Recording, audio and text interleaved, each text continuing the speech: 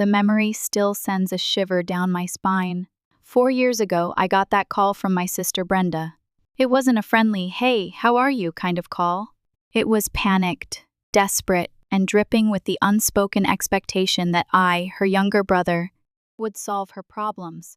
"Liam," the pipes burst, she wailed into the phone, the sound distorted by what I could only imagine was abject misery. "The whole apartment's flooded. We have to move out for a week while they fix it. Mom and Dad are out of the country and—" She trailed off, leaving the unspoken question hanging in the air. My sister Brenda is a force of nature, a chaotic, unpredictable, and often destructive force of nature. Her husband, Carl, is a good man, but worn down. They have 3 kids, 7-year-old Ethan, 5-year-old Maya, and 3-year-old Noah. A whirlwind of noise, mess, and unchecked entitlement. The thought of them descending upon my meticulously organized, relatively peaceful 2-bedroom apartment filled me with dread. I hesitated. "Brenda, please, Liam. I have nowhere else to go. Carl's parents are too far away. We can't afford a hotel for a week. You're our only hope." The guilt kicked in. The image of Brenda, Carl, and those 3 small kids huddled in some temporary, inadequate shelter gnawed at me. I knew it was probably an exaggeration, but Brenda was a master of emotional manipulation. Okay, I conceded, regretting it instantly. "You can stay here. But Brenda, you have to promise me." "Oh, thank you, Liam. You're a lifesaver. We'll be there in an hour." The line went dead, leaving me staring at the phone with a sinking feeling in the pit of my stomach. I had just opened the floodgates to a week of utter chaos. My apartment was my sanctuary, a place I had worked hard to create, a space that reflected my need for order and tranquility. I knew that was about to be shattered. I braced myself for the inevitable. They arrived like a swarm of locusts. Brenda, looking harried and exhausted, her perpetually messy hair escaping its haphazard bun. Carl, his shoulders slumped with weariness, carrying what looked like half their worldly possessions in overflowing suitcases. And then the kids, a blur of energy and unfiltered demands. Liam, we're here." Ethan, the eldest, yelled, immediately launching himself at my legs. Maya, the middle child, ran straight for the refrigerator, her eyes wide with avarice. Little Noah, still clutching a tattered stuffed animal, began wailing for a juice box. Brenda dumped her bags by the door and collapsed onto my couch, immediately scrolling through her phone, oblivious to the pandemonium unfolding around her. Carl stood awkwardly in the doorway, a mixture of apology and resignation on his face. "Sorry, Liam," he mumbled, his voice barely audible above the din. "It's been a day. It hadn't even been an hour." I forced a smile. "No problem, Carl. Just make yourselves at home." Famous last words. Within minutes, my apartment was unrecognizable. Ethan and Maya were fighting over the TV remote, their shrieks echoing through the living room. Noah had discovered the forbidden treasure trove of my snack cabinet and was scattering crackers and cookies across the floor. The carefully arranged throw pillows were now weapons in an epic battle of pillow-fighting proportions. I watched in horror as my meticulously maintained space was transformed into a war zone. Carl made a few half-hearted attempts to intervene, but his efforts were quickly overwhelmed by the sheer force of the children's collective will. Brenda remained glued to her phone, occasionally barking orders without looking up. "Ethan, stop yelling." "Maya, put that down." "Noah? No." "No touching." Her words were empty, devoid of any real authority. I wanted to scream. I wanted to lock myself in my bedroom and pretend none of this was happening. But I couldn't. I was trapped. I was responsible. The realization that this was only the beginning of a long and arduous week washed over me like a tidal wave of despair. This wasn't just a temporary inconvenience. This was an existential crisis. The breaking point came later that evening. After hours of cleaning up after the kids, trying to maintain some semblance of order, I finally managed to carve out a small oasis of sanity in my spare room. I had moved my work stuff into my bedroom and set up the spare room with mattresses and blankets for them. It wasn't ideal, but it was the best I could do. When Brenda finally looked up from her phone and saw the makeshift sleeping arrangements, she exploded. "This is ridiculous, Liam," she screeched, her voice sharp and accusatory. "You expect us to sleep on mattresses on the floor? Where's the bed?" I stared at her in disbelief. "Brenda, I only have one bed. I'm sleeping in it. Well, you should give us your room. We have 3 kids. They need a proper bed. And where am I supposed to sleep?" I asked, my voice rising in frustration. "You can sleep on the mattress with Carl," she said with a shrug. "Me and the kids will take the bed." I was speechless. "Absolutely not. This is my apartment. Why would I give up my room for you to trash?" "Oh, so you think my kids are trash?" she challenged, her eyes narrowing. "That's not what I meant," I retorted, struggling to control my temper. "But you can't expect me to give up my bedroom. It's my only space." "You're guests." "Guests?" she scoffed. "We're family." "You should be willing to do anything for family." "I am doing something," I exclaimed. "I'm letting you stay here. That's more than most people would do." The argument escalated, becoming increasingly heated and irrational. Brenda's sense of entitlement was astounding. She truly believed that I owed her my comfort, my space, my sanity. Finally, I snapped. "Look, Brenda, the spare room is all I have to offer. Take it or leave it. If you don't like it, you're free to find a hotel." She glared at me, her face contorted with rage. "Fine," she spat, "but don't expect me to thank you for this." She stormed into the spare room, slamming the door behind her. I stood there, trembling with anger and exhaustion. This was only the 3rd day. How was I going to survive the next 4? The nights were even worse than the days. Brenda and Carl's marriage was clearly on the rocks, and my apartment became the battleground for their nightly marital warfare. Their arguments were loud, vicious, and deeply personal. They screamed at each other about money, infidelity, and everything in between.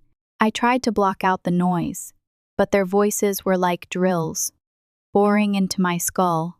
One night, I overheard Brenda accusing Carl of having an affair with a coworker. "You think I don't know about your little lunch meetings with that hussy from accounting?" she shrieked. Carl retaliated with accusations of Brenda's reckless spending. "You blow through money like it's water. No wonder we can't afford a decent place to live.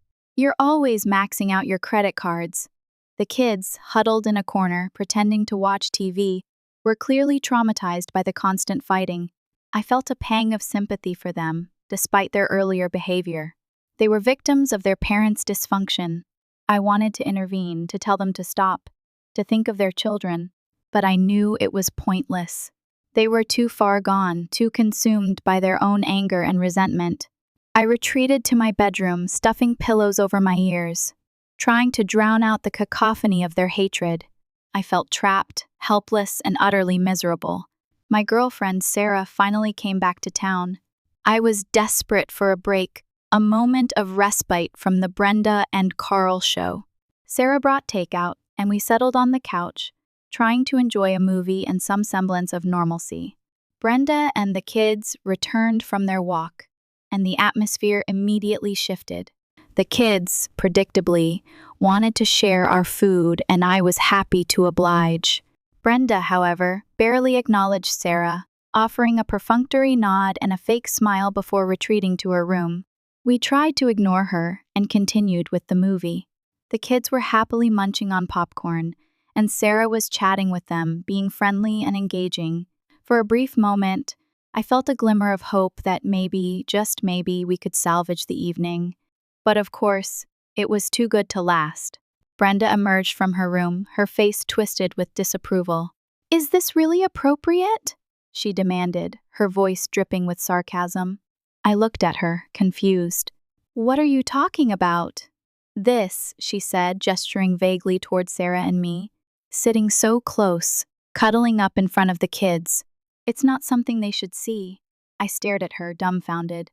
We were sitting on a couch, watching a movie. We weren't engaged in any scandalous behavior. What's inappropriate about it?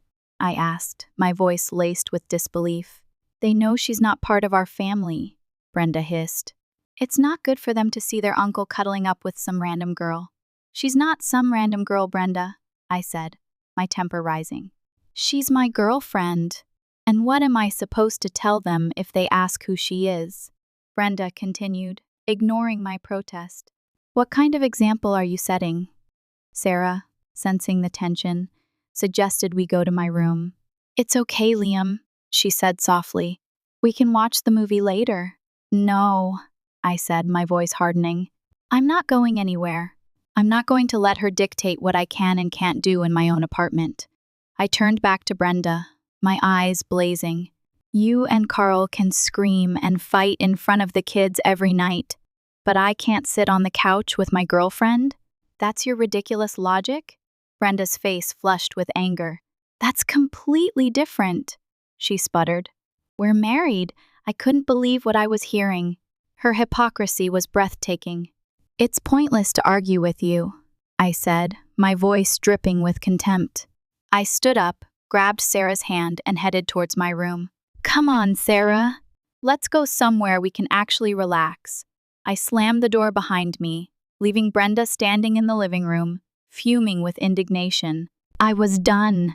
I was finished with her drama, her entitlement, her utter lack of self-awareness. A few hours later, there was a knock on my bedroom door. I knew it was Brenda.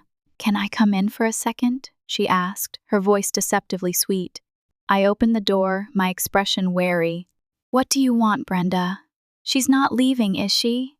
Brenda whispered, her eyes darting towards the bed. It's getting late, I frowned. What's it to you? Oh my God, she said, crossing her arms and raising her eyebrows. The kids are asking why that girl is sleeping in Uncle's bed if they're not married. It's none of your business, or your kids' business, I retorted. Go find a real problem to worry about. For God's sake, Liam. It is my business, Brenda yelled, her voice rising. We're trying to raise our kids with good values. Please don't expose them to acts they're not old enough to understand. What kind of example are you setting? This should be a household with proper morals. Yet it looks like some cheap motel. I was beyond furious. This is my apartment, I shouted. So deal with it, or leave. Sarah, clearly uncomfortable, got out of bed. I'm going, she said quietly. I can't deal with this anymore. I tried to stop her, but she shook her head. I'm tired, Liam. I'm tired of the drama. Fine, I said, my voice tight with anger. I'm leaving too. I grabbed my laptop, phone, and wallet. As I walked towards the door, I turned back to Brenda. You shouldn't see my stuff here anymore, I said, my voice dripping with sarcasm. Since it might not be appropriate for your kids, right? Or do you have a problem with that too? I slammed the door, locked it, and walked out, leaving Brenda standing there, speechless. I spent the rest of the week at Sarah's place, counting down the days until Brenda and her family finally left. When they were finally gone, I felt like I could breathe again. I swore I would never let Brenda near me or Sarah again. It was a promise I intended to keep. Fast forward to this Thanksgiving.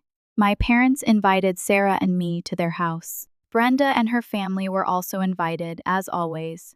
I knew it would be a stressful day, but I was determined to get through it with as little drama as possible.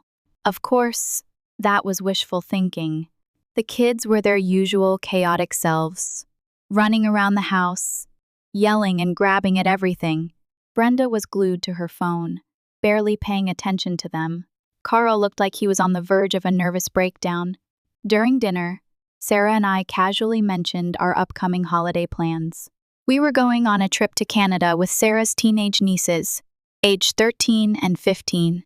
Before I could even finish speaking, Brenda chimed in. That sounds amazing. You should take my kids too. I almost choked on my cranberry sauce. Absolutely not, I said, my voice firm. Brenda persisted, begging and pleading. Come on, Liam. It would be so much fun. You're already taking 2 kids, what's a few more? Sarah, ever the diplomat, tried to explain. We've already made plans with my nieces, Brenda. This isn't a group trip for a bunch of kids. It's something special for them. But Brenda wouldn't accept it. That's so unfair, she whined. My kids would love a trip abroad. They've never gone anywhere nice for the holidays. Never been out of the country. She shot a venomous glance at Carl, then bit her tongue and continued. Because their father is poor and can't take us on a nice vacation. The room fell silent. Carl's face turned crimson. He stood up from the table and walked outside, his shoulders slumped with shame. I couldn't stand it anymore. Maybe if you worked more and earned your own money, I said, my voice dripping with anger. Instead of fighting over it and blaming Carl, you could take your kids yourself. Brenda's face turned red. How dare you, she snapped. You have no right to comment on my personal matters. If you're so concerned about me, then let my kids have a vacation in Canada. She burst into tears, accusing me of mocking her marriage and looking down on them because they earned less money. I didn't feel like arguing with her anymore. I just wanted to escape. The silence hung heavy in the air until Sarah spoke. Brenda, how can you feel comfortable sending your kids with us? We're not even married yet. Brenda waved her hand dismissively. Oh, that's not a problem. They won't witness anything they shouldn't. I burst out laughing. The irony was too much. Brenda glared at me, her eyes blazing. You're unbelievable. You're really ruining my kids' Thanksgiving just to prove a point. She stormed off, crying. I didn't care. After she left, my parents, Sarah, and I had a good laugh about the whole thing. Brenda has always been dramatic, and we all know it. No one takes her seriously. My mom then revealed that the key to their house was actually under the flower pot when they were out of town years ago, but she couldn't risk letting Brenda and her kids stay alone in the house, so she lied about it. I jokingly got mad at my mom for making me deal with the problem. It was really funny, and I wanted to share it with my community for some laughs. I can't believe I have to write an update, but I guess one shouldn't be surprised. Brenda is like a persistent rash. You think it's gone, and then it flares up again with a vengeance. On the day we were supposed to leave for our trip to Canada, there was a knock on the door. I opened it to find Brenda and her 3 kids, all dressed for travel, luggage in hand. Before I could react, she and the kids excitedly shouted, "We're ready for Canada!" She said it as if I'd agreed to take them. I shouted back, "No, you're not." I didn't care that I was yelling in front of her kids. She told them to go inside while she discussed vacation protocol with Uncle Liam. Her oldest, Ethan, was already upset because he didn't want to go on vacation with 2 girls. He said he didn't want to go, but Brenda gave him a furious look, and he went inside with his siblings. Then she whispered, "I'm not going, just the kids." "None of you are going, so take them and leave," I snapped. "Are you insane?" she argued. "Do you want to ruin my kids' vacation? They're so excited about the trip to Canada, and you want to take that away from them," I replied. "Who told them to get excited? I know it wasn't me, and if it wasn't me, then I don't care." She raised her voice. "How can you be so cruel to your own nephews and niece? If she can bring her nieces, why can't you bring yours?" I was so fed up with her. "You know what? I don't owe you an explanation. The trip was planned with Sarah and her nieces, and I'm not changing that for you." She took a deep breath. "Look at their faces. Look at how excited they are. They've been talking about this all week. You can't just disappoint them now." The kids looked up at me with big, hopeful eyes, but I wasn't falling for it. I stood there, indifferent. Sarah came out of the bedroom and saw the kids sitting on the couch, ready for the trip. She was surprised and asked me what was going on. When I explained, unlike me, she didn't get mad. She calmly told Brenda, "You had no right to tell your kids they were coming with us. That's manipulative and unfair. We are not taking them with us, so please, it's time for you to leave so we can prepare." Brenda got furious. "You don't have kids, so you don't understand. You can't just say no when they're so excited." Do you know how hard it is to make them happy? I angrily replied. That's not my responsibility. That's your job, since all you do is complain. At that point, she pulled out her phone and called my mom, putting her on speaker. She whined, "Mom, can you believe this? They're refusing to take my kids after promising them a trip." My mom sighed. "You can't force them, honey. If they said no, you need to respect that. It's not fair to your kids or to them." Brenda still insisted, "Your son is doing sinful things, so at least make him take my kids. That would cleanse some of his sins." My mom said she didn't want to get involved and hung up. Brenda's face turned red, but she wasn't giving up. "Fine, I'll just leave them here." "You can't abandon them, so you'll have no choice but to take them," she said, walking toward the door. "Do you really think that will work? If you leave them here, we'll call the police for child abandonment." "I'm not joking," I said coldly. Her jaw dropped. She stopped and said, "You wouldn't dare." I replied, "Try me." At that moment, her oldest son, Ethan, stepped up and yelled at her, "Let's go. If he doesn't want to take us, why are you forcing him?" "I don't even want to go." The other two followed, complaining that they did want to go to Canada. Brenda glared at Ethan like a snake, but he didn't care. He just walked out with his backpack. Brenda grabbed the other two and pushed them to follow their brother. As they walked down the hallway, she called Carl, screaming, "He rejected the kids. This is your fault. If you made more money, we wouldn't have to beg him for vacations." She had him on speaker, and I could hear his reply, "And if your lazy ass made some money, you'd have your own vacations too." She was already out of sight, but I could still hear her voice fading as she went down the stairs. A few hours later, while I was driving, I got an unexpected call from Carl. We weren't exactly close, but we had always been cordial, so I hesitated but answered. He told me he wanted to apologize for what had happened. That caught me off guard. I replied, "It's okay. After all, it was Brenda's fault, not yours." Unlike her, I couldn't blame him for earning less money.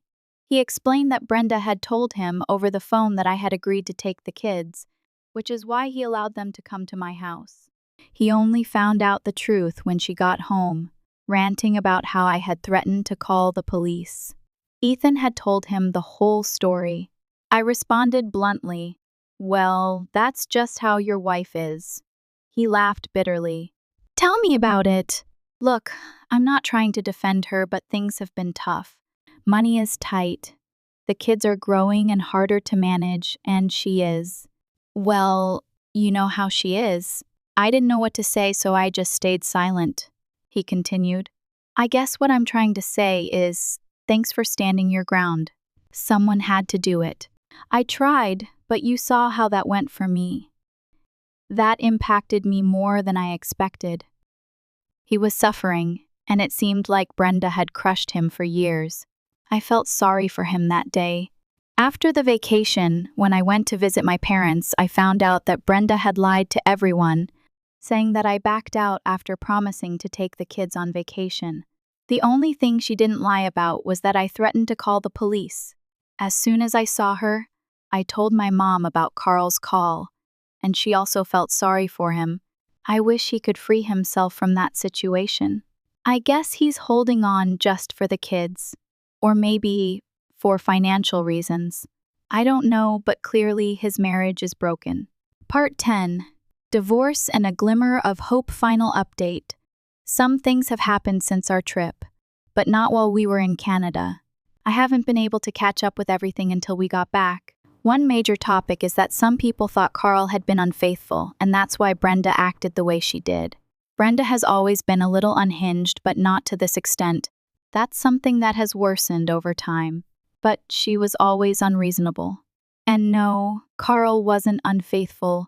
It was just Brenda speaking out of jealousy. She didn't like Carl's female coworkers, and that's why she called them little girlfriends, as if something was going on with them. I know what I'm about to say isn't the most impressive statement in the world, but Brenda is pretty crazy, a level of craziness that has reached certain limits, at least Carl's limits, which led him to file for divorce. Maybe his last call with me gave him the courage to do it. Or maybe he simply reached the point where he said, "This is it." Brenda still wanted my nephews to have a vacation, so she thought going to my parents' vacation home was a good idea. They don't usually go because it's a bit far, and they don't have extra money for gas, but according to Brenda, it was the least they could do for the kids after what I had done. So she called my father to ask for it, and my father said no. He didn't even let her finish the speech she had prepared to convince him to lend her the house for a few days. He simply said, "Absolutely not," and that was it. But that was it for my father, because Brenda never takes no for an answer, so she made the trip there anyway. She thought she would find a spare key since she had discovered what my mom had told me, but she thought wrong. What did she do next? She called my father. She wanted to know where the key was, and my father told her there was no key. As far as I know, he was telling the truth, but if he wasn't, I wouldn't blame him either. The next thing she did was ask him for gas money. Brenda had come up with the brilliant plan of traveling there with the little money she had, and once a few days had passed, she would figure out a way to get the money. She would probably call Carl or find another solution. She also expected there to be food in the house, but according to my father, they don't usually leave canned food there.